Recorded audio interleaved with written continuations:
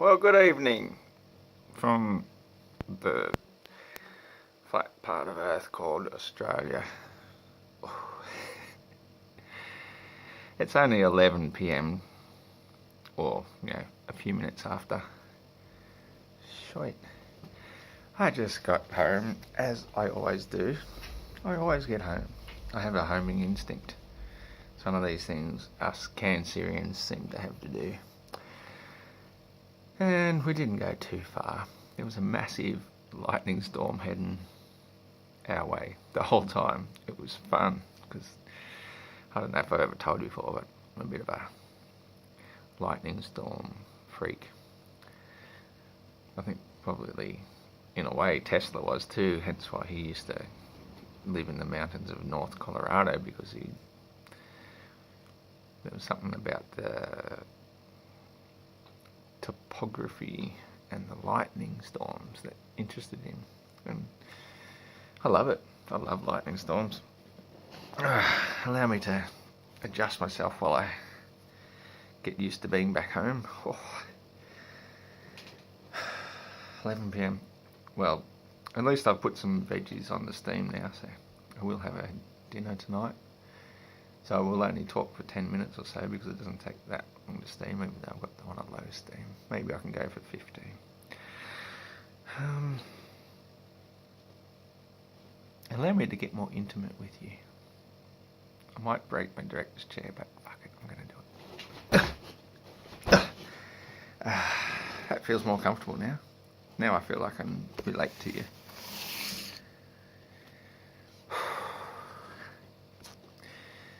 So, the Southern Cross tonight, anybody that's following my rants would know that I always talk about the Southern Cross and how I had a big rant about how it'd been on this tilt last night, nestled neatly in the tree as well. Okay.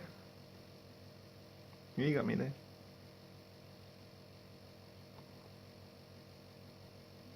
Tonight, because we went a little bit later than usual, because I had so much to do. Southern Cross was actually almost perfectly level. I mean, almost. It was slightly tilted, assuming that's the north. That's the top. If you imagine the cross had a top, that was the top star. It was almost sort of like almost level about there, and it was. Say if this was the trees down here yesterday where it was nestled neatly in like this, then tonight it was up here about, say, yay, almost 2 or 3 Southern Crosses above where it was. So obviously the stars are always moving. You just don't notice them on your walk, but if you go regularly and keep looking at the same places, the same things. And even Orion was very interesting, because most times when we're looking at the Southern Cross right there, Orion was almost directly up above, up ahead, up there. But this evening it was slightly towards the west. So it's as though they're almost spinning around us. Or basically they're staying still and we're spinning underneath them. According to the laws of relativity, there's no way we'll ever know one way or the next who is actually moving, but we are both moving relative to one another. My instincts do say that the Earth is the one spinning. Don't ask me why. Okay, ask me why. Why do you think the Earth is the one spinning and not the stars above us? Well, that's a good question, Ross. You fucking idiot. Have a beer and think about it for a moment.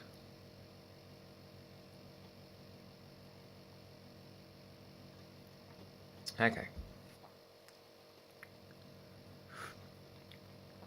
Well, the one reason I would think the Earth itself is spinning, think of a record player.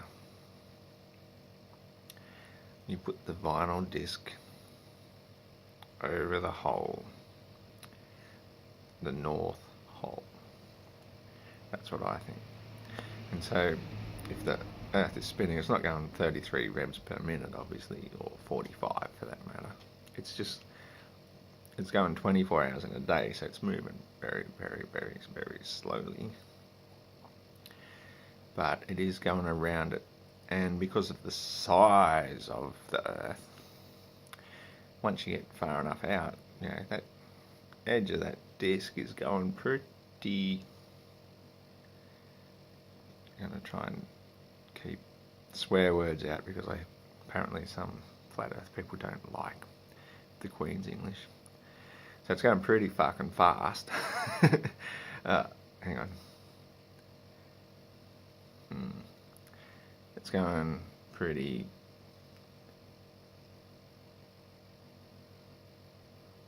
fucking fast. Like, really fucking fast. What the fuck is wrong with fucking language? Go, get over yourselves. Anyway, so it's going really fucking fast. And as a result of that, it's a bit like when you look at, say, a wagon wheel. A wagon wheel, dot in the centre, spin around, and the spokes obviously moving really fast. And when you consider a compass then being somehow attracted to,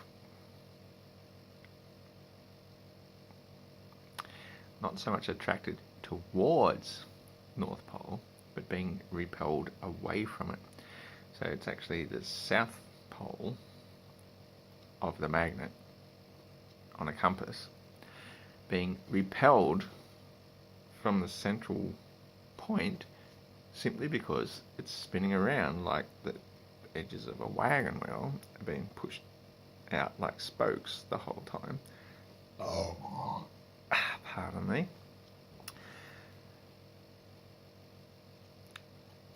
That's my explanation for how compasses work.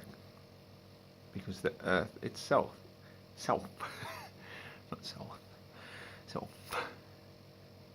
is actually spinning. And I also keep trying to push this idea out there to see if anyone can debunk it, because so far, every time I do it, all I get back is crickets. And so the thing that I like to suggest, putting it out there as a possibility, as a theory, is that not only is it spinning, but it's slightly tilting. Slightly. Very, very, very slightly. It doesn't take much when you're talking about something the size of the Earth, and that this tilt then is what accounts for tides. I mean, there's no other explanation.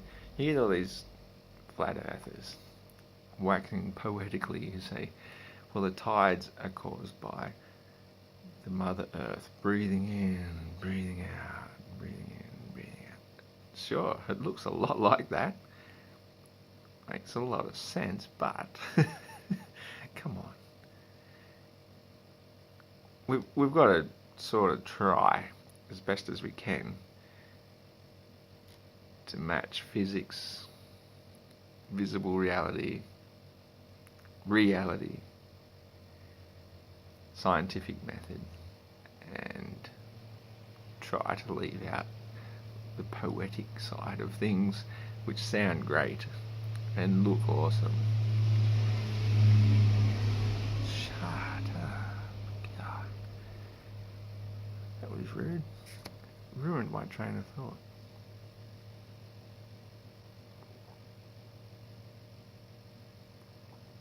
I must admit, this is one because I'd run out of bottles. I had to use some old Cooper's bottles that I'd preserved. Definitely not my very best I've ever made, but it is mighty, mighty drinkable, and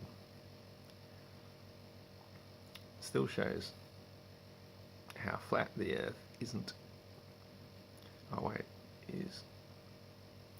water level is always water level. Oh man. And I didn't even fucking sit down to try and talk about this either. I had so many other ideas.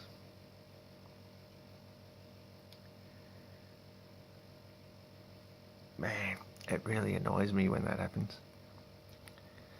See, I just ad-lib my videos. I don't come in with a pre-planned rant.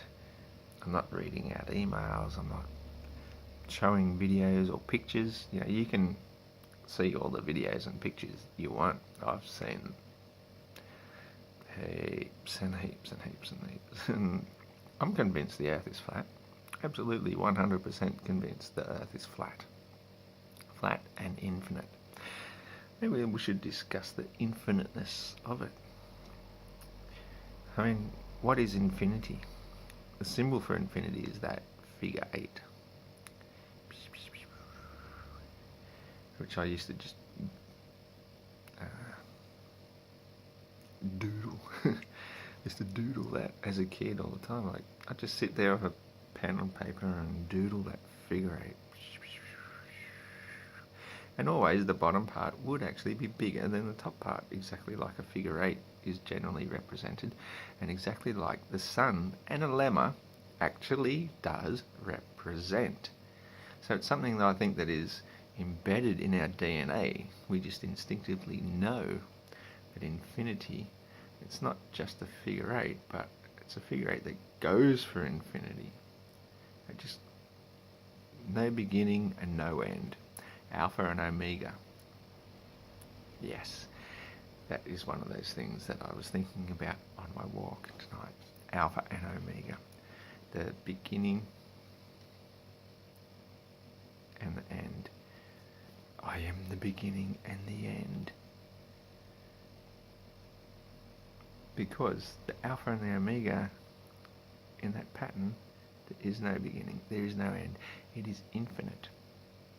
So when you say, I am the beginning and the end, you are admitting that I am infinite.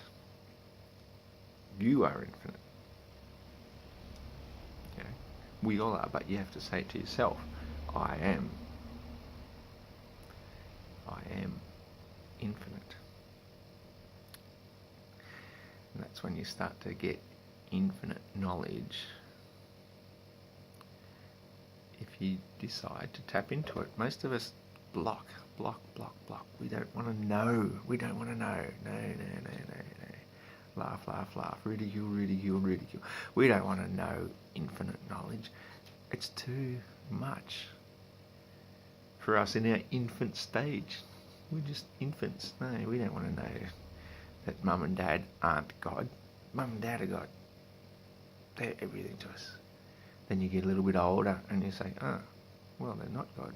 And they actually lied to us about Santa and Easter Bunny and all the rest of the shit. Then you get a little bit older and you get indoctrinated with all this other shit at school.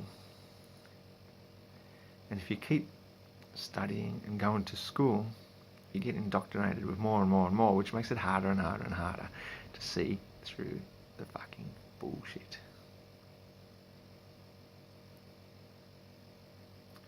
And most people will gang up on you. Yeah, I get ganged up on all the time because nobody wants to know the truth about the flat Earth. Actually, I shouldn't say nobody. Obviously now we've reached a point where there's millions upon millions of us happily delving into it and grasping it and saying, yeah. And then getting upset that, well, no, we're not getting upset. We're actually comfortable in our knowledge. We're getting upset that other people are getting upset because they can't grasp it. Some of them just hang on to it dogmatically. Everybody knows it's a globe. Vacuum of space. I can't breathe. Oh. You can't breathe in a vacuum of space. If our atmosphere is clinging to a spinning ball, Hello? A spin dryer works by spinning and ejecting all the water and the heat. So if the sun is shining down on a spinning ball, evaporating all the water, it's got nowhere else to go but into the vacuum of space. And it's gone. We've got no water left. And we can't breathe. We've got no atmosphere. It's all sucked out into the vacuum of fucking space. It's that simple. You cannot have a spinning ball in a vacuum with an atmosphere without having a solid sealed barrier all the way around it. You just cannot.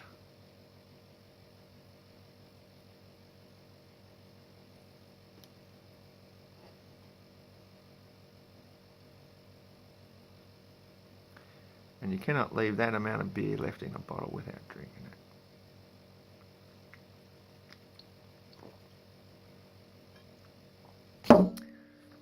Alright, I have to go and steam the spinach. Talk to you next time. See ya. I said see ya.